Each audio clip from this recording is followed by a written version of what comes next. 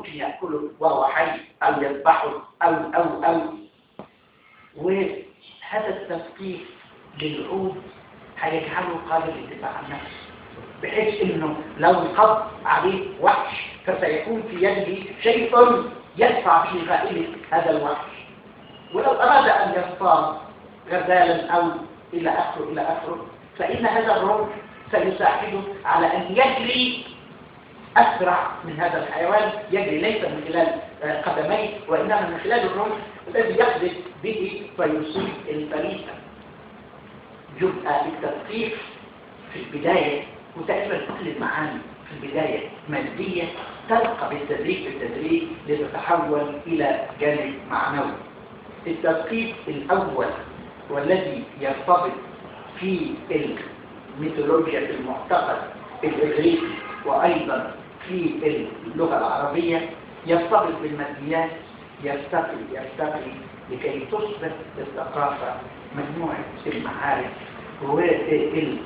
والركائز التي يستطيع الإنسان منها أن يطور الكون ماديا ومعنويا. ومن هنا فأقول إنه المسألة لما توصل للآن تزداد تعقيدا في ظل المتغيرات الدولية والتي أفضت إلى أن العالم أصبح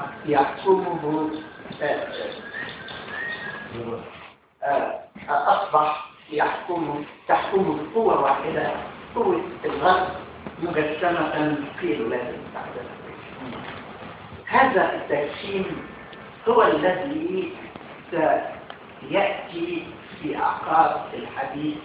عن صراع الحضارات وكيف أن صراع الحضارات سينتهي بانتصار حاسم لقوى الغرب، وانه على العالم الاخر ما كنا نسميه قبلا بالعالم الثالث او انه على هذا العالم انه يتكيف مع